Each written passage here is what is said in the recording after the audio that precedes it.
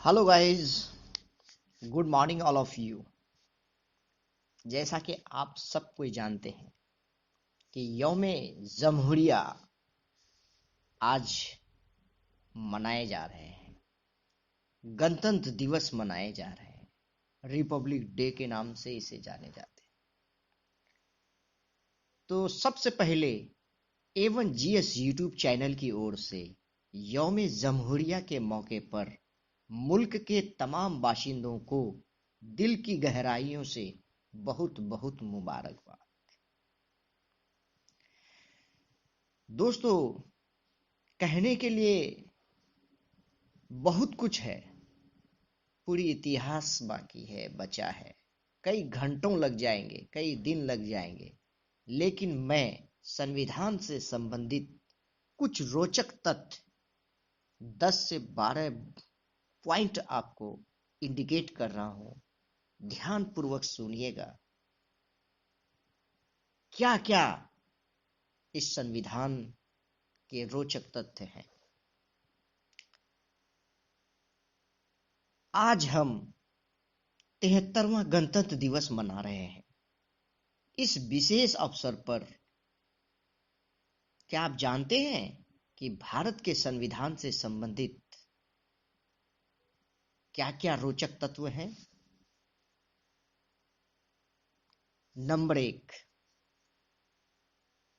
आपका सवाल होगा, आज के दिन यौम जमहूरिया क्यों मनाए जाते हैं, गणतंत्र दिवस क्यों मनाते हैं।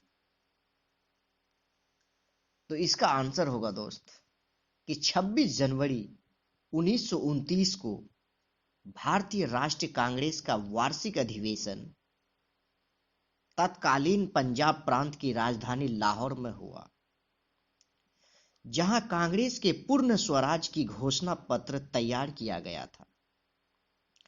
स्वतंत्रता से पहले इसी दिन स्वाधीनता दिवस मनाया जाता था। इस तिथि के महत्व के कारण ही आज गणतंत्र स्थापना के लिए इस दिन को चुना गया था, जिस कारण प्रत्येक वर्ष गणतंत्र दिवस के रूप में मनाए जाने का परंपरा जारी रहा और आज उसी को हम 26 जनवरी के रूप में मनाते हैं। संविधान सभा की पहली बैठक 9 दिसंबर 1946 को नई दिल्ली में कॉन्स्टिट्यूशनल हॉल में हुई थी, जिसको आज हम और आप सेंट्रल हॉल यानी संसद भवन के नाम से जाना जाता है या जानते हैं। बी.आर. अंबेडकर को स्वतंत्र भारत के नए संविधान की रचना के लिए बनी संविधान की प्रारूप समिति का अध्यक्ष नियुक्त किया गया। संविधान का प्रारूप तैयार करने के ऐतिहासिक कार्य को पूरा करने में संविधान सभा को लगभग 3 साल यानी 2 साल 11 महीने 18 दिन लगे थे। भारतीय संविधान सभा द्वारा 26 नवंबर 1949 को संविधान को स्वीकृत कर लिया गया और इसे लागू 26 जनवरी 1950 को किया गया। संविधान को पूरी तरह अपनाने जाने से पहले संविधान सभा के 308 सदस्यों ने 166 बार बैठक की थी।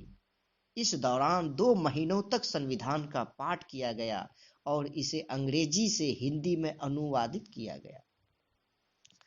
26 जनवरी 1950 को संविधान की 2 हस्तलिखित प्रतियां हिंदी और अंग्रेजी पर संविधान सभा के सदस्यों ने हस्ताक्षर किए। इनके साथ एक अंग्रेजी की प्रति भी थी। इसके 2 दिन बाद 26 जनवरी को एक नया इतिहास रचने के साथ देश में संविधान लागू किया गया। भारतीय संविधान दुनिया का सबसे लंबा लिखित संविधान है। इसी दिन डॉक्टर राजेंद्र प्रसाद भारतीय संघ के पहले राष्ट्रपति नियुक्त किए गए। संविधान लागू होने के साथ ही संविधान सभा का आशीष समाप्त हो गया और नए संविधान के परिवर्तित प्रावधानों के तहत भारत की संसद की गठन हुई। संविधान का मसौदा तैयार करने के लिए बनी समिति में 15 महिलाएं थी, जो महिलाएं सशक्तिकरण की मिसाल बन गई।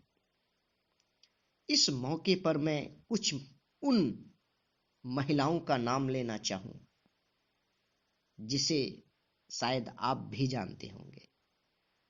सुचेता कृपलानी संविधान सभा के गठन में महिलाओं का प्रतिनिधित्व करने के लिए शामिल की गई थी और आजाद भारत की पहली महिला मुख्यमंत्री बनने का गौरव हासिल किया।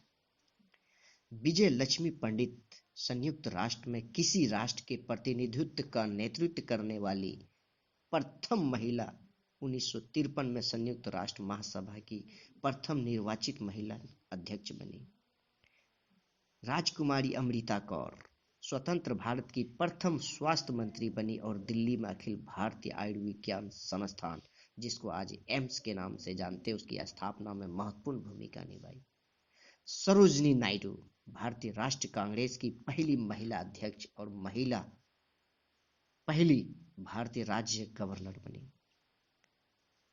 संविधान सभा की मसौदा तैयार करने में 15 महिलाएं थी, जिसमें एक मात्र मुस्लिम महिला भारतीय संविधान सभा की, जिसका नाम बेगम एजाज रसूल।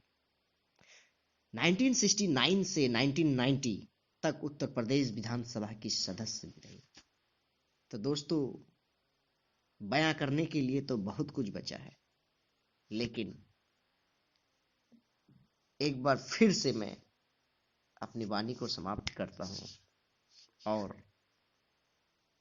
सभी ऑडियंस, सभी देशवासियों को गणतंत्र दिवस की हार्दिक हार्दिक बधाई। धन्यवाद। Bye bye, take care.